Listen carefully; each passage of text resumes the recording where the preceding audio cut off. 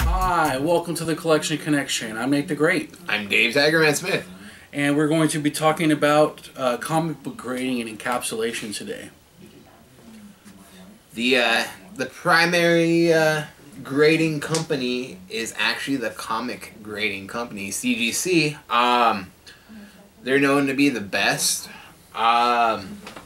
As this moment, there's a new one coming out, which is called CBCS. CBCS. And then there's another grading company out there called PGX, which lost a lot of credibility. They reputation down the drain. Yeah, reputation's down the drain. And hopefully these CBCS and CGC can maintain integrity, because a lot of people have invested a lot of money. The one thing I know about CGC is their integrity is intact. They're not going to risk anything to damage it. In order to get the yellow label, which example?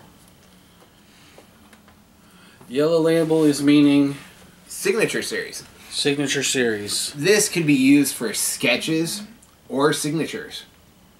In order for that to get a yellow label, a representative does have to be present during the signing or the picking up of the sketch.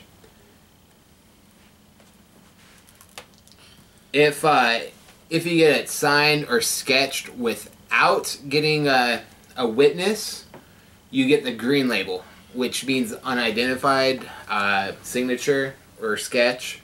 It could also mean incomplete book. Page missing. Yes. May or may not affect the story, but it does affect the grade on those. Another label is the purple label. I have a purple label demonstration here. There you go. This is actually signature series purple label. As you can see, they put the purple on top, meaning it's restored. It could be either slight color touch-up, it could be, switching out the staples. It can mean a lot of different things, trimming the cover, stuff like that. That's actually what PGX got kind of dragged through the mud for, trimming covers and not reporting them. You could be bargaining for a 9.8 and actually be 2.0 because it's restored, Probably the more common label is going to be the blue label. This is actually one of their first labels. They actually redid the design, redid the description-wise. This is the more recent blue label. If you would like to throw that up there.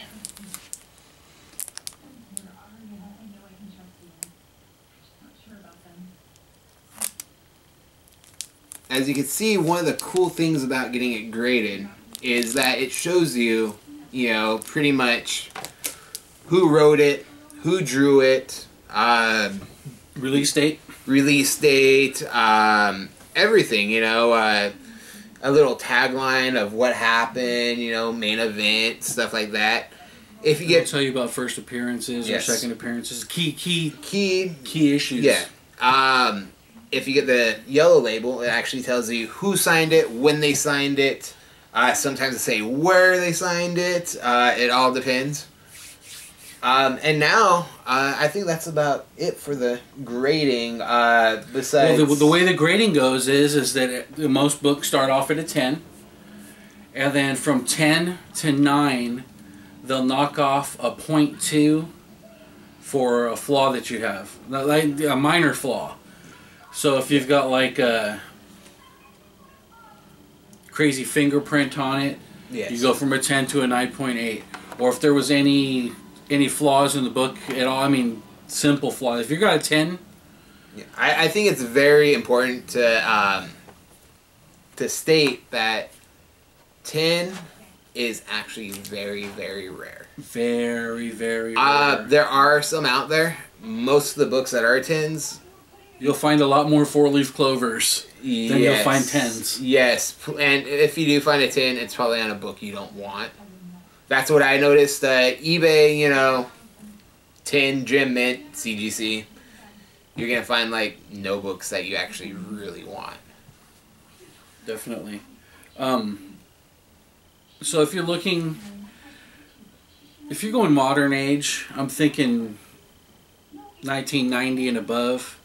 You want to get into the mid to high 9s. Yes. If you're looking for grades on those. The further you go back, if you're going into the silver and the gold age, just having the book, to me, I don't know. Dave's really picky about his stuff, man. I used to be strong 8s. I got some 6.5s, a 7. But the books that I have that are those really do mean a lot to me. As we'll see, we're going to show off our collections. There's one book I did not bring is Swamp Thing #1. This is the Swamp Thing that everyone knows. It's not the first appearance of Swamp Thing, but it's one of the key issues. Awesome. Yeah. Now, me myself, I'm a big X-Men fan, so most of the books that I'm really looking for are the key issues of X-Men books, and most of my favorite X-Men characters came out during the Silver Age, which they don't have to be the highest graded book. Like on the wall here, I've got a giant size X-Men #1, which is the first appearance of Colossus, Nightcrawler, Storm, and Thunderbird, and the second appearance of Wolverine. I got its signature series signed by Len Wein. It's a 2.5, not a great score, yes, but the story behind the book is great because I got this book at a yard sale for like $1. So my way of thinking about CGC is if you have an older book and you get it signed by anyone, you're gonna want it CGC. Signature verification is a big deal. It eliminates forgeries, and it also holds value. Adds value. It does. It does. No matter what you grade, it states what it is. If you buy books off of eBay, which I know we do, sometimes near mint doesn't really mean near mint. No. With the CGC, you know exactly what you're getting. That's the value right there. Definitely. It also holds the signature, encapsulizes it, and as far as I know, it's always going to be there. Definitely. And they're really durable. Yeah. Beautiful plastic. Yeah. They stack well. They're all corrugated so that they can... And they look great on a wall. They do. They do. So let's show off some of our collection now. This is one I actually bought off of eBay for around $100, which I thought was a steal. This is Daredevil number 14, signed by Stan Lee and John Romita at 8.0. And that's senior, right? Yes, yes. Awesome. And 8.0, I mean, that's going to be... That's a classic book. For that price, it was a steal. 1966. Can't beat that with a stick. No, of course not. Okay, I've got this one here. It's X-Men number 49. This is the first appearance of Polaris, which is one of Magneto's children. Yes. And this is a CGC signature certified at an 8.0 by Jim Steranko. Now he was a stickler. I got this a couple years ago at WonderCon, and he insisted on putting 2 Nathan on it, which is fine because I'm getting these to keep. And then he tried to hold you up for more money to not put your name on it. Yeah, he wanted me to pay $50 more. Yeah. Or maybe 20, 30, it wasn't quite 50, but 20 or $30 more to not have it signed. I'm just like, well, I'm keeping it, so you can put my name on it, dude. This is a book I actually hunted for. Amazing Spider-Man 46, 7.0, signed by Stan Lee and John Romita. I hunted for that book, got it signed, and got it CGC'd. It's probably one of my highest valued books. I love it. Shocker was always one of my favorites. That's his first appearance. I like the silver pen, too. Oh, yeah, definitely. By both of them. Okay. This one is Uncanny X-Men number 282, the first appearance of Bishop and Malcolm and Randall, but the most important is the Bishop piece. And this is a signature series signed by Will Portasio, who co-created the book along with Carl Allstetter. I think I might crack it. Get Carl? And get Carl, too. I think that would be awesome. I actually might get mine signed in CGC by Carl, too. Just so that way we could try to get the word out that Carl did help create Bishop. Which, in my opinion, is actually a travesty that he has to kind of fight for his recognition with that. As you know, Carl's a pretty good friend of ours. Up next is X-Men 58 8.0, signed by Neil Adams. It's the first Havoc in costume. Havoc is iconic X-Man, brother of Cyclops. And Neil Adams, what can you say about Neil Adams? Legend. This guy is probably more known for making Batman who Batman is. He's done a lot of work with X-Men. He's done a lot of work on anything that is anything.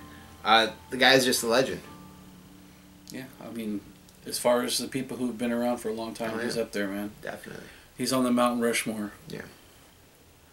Up next are some of our sketches. These sketches are actually very meaningful to me and Nathan. Without these sketches, we might not be friends. Yeah, this is how we met. This is how we bonded. Marvel's Project, number 1. CGC did a 9.8. And with the sketch of Mr. Sinister by his creator, Mark Silvestri. This thing waited in line. We waited in line for like, what, 48 hours? Something like 48 for you and 36 for me. And, I mean, we camped and slept. And and you were determined to get a 9.8. I was, because... Well, we'll get to that story in a second. This is my Cyclops I got at that same signing. Mark Silvestri, CGC 9.8. Yeah. Okay, the day we met, we waited overnight, and this is the cursed book. This is. We'll get more into that when I show you mine. He did 25 free sketches for the first 25 people in line. The first 3 people, he spent a little bit more time on. I think I was like number 6 in line. But I got this Half Havoc at CGC did a 9.6. Still extremely pleased with it. And I met a lot of lifelong friends and actually formed a collector's group with people that I met at that signing called the Union, so it was a great time. When we found out that Nathan got a 9.6 on his Havoc on Uncanny Avengers, he was devastated. I thought, you know what? I'm going to show him up. I'm going to get a Havoc sketch on Uncanny Avengers and make it a 9.8. But guess what? This book is cursed.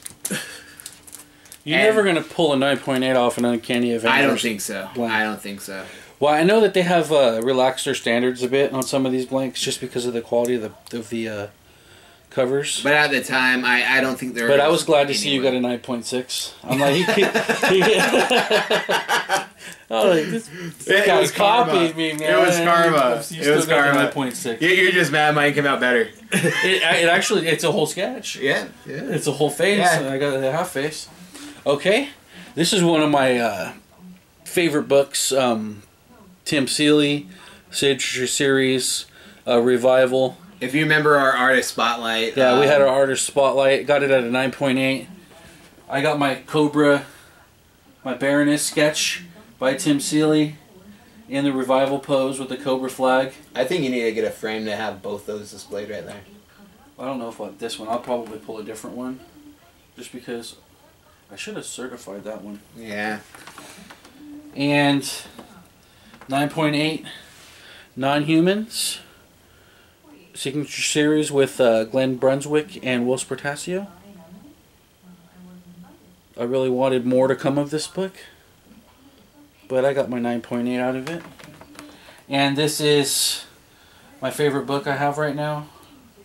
Probably my most valuable that I have encapsulated. I've got some loose books that are pretty pricey, but X-Men number 4 from 1964, CGC Signature Series by Stan Lee at a 4.5. This has got a little bit of damage right here, which took the grade down. But as far as this book goes, really crisp and clean color on it. It's really hard to find any book of that caliber above 2.0. It really is. It really is. And we've also got some books that are currently being graded. We do. Out in the mail. I have my Carl Alstetter sketch. And it was of a it's Muppet. It's the animal from the Muppets dressed like Shredder. Awesome. I'm going to be doing a series with them of Muppet characters dressed as other characters. Muppet blanks, right? I got 4 more Muppet blanks that I'm figuring out. Are you going to do all Turtle Muppets? I don't know. At first I was, but it's a lot of imagination and drawing a blank on some of them. I know for sure I want to do Fozzie Bear as Casey Jones. Okay. I think Fozzie Bear would make a good Chewbacca. But you're not going to do too much of a Star Wars crossover. No. I'm thinking about... He would just be naked with a bandolier on, and that would just be it, so. Maybe some Transformers. Piggy in the Slave Leia outfit. Ugh. That reminds me of an ex-girlfriend. On to the next subject. Okay, and also in the mail I've got my Uncanny X-Men number 12, the first appearance of Juggernaut, coming back from Kamikaze, having gotten signed by Stan Lee most recently. Now, those of you out there who haven't had a chance to meet Stan Lee or to get your CGC stuff doing it, better do it quick.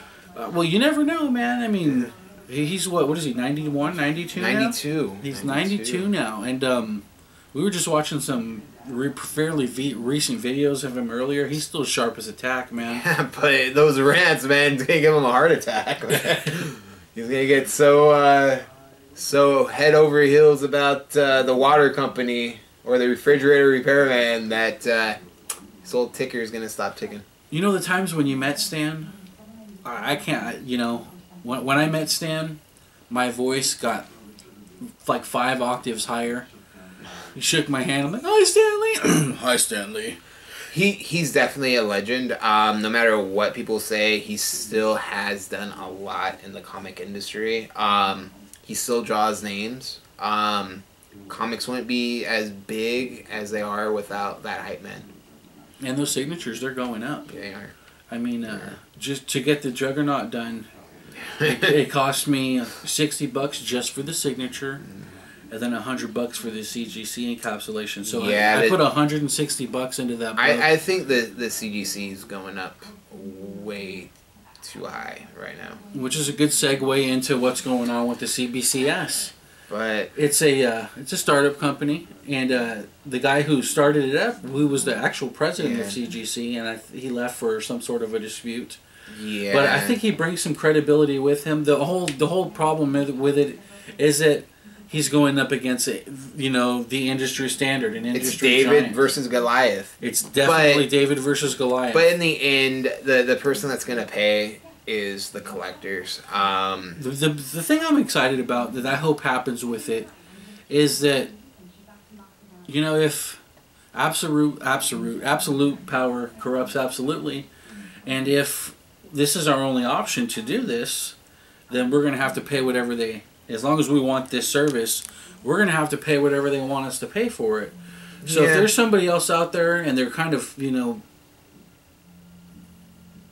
competing against each other, it might drop some prices down. And the one thing that I know that I'm excited about, and a lot of people are excited about, is the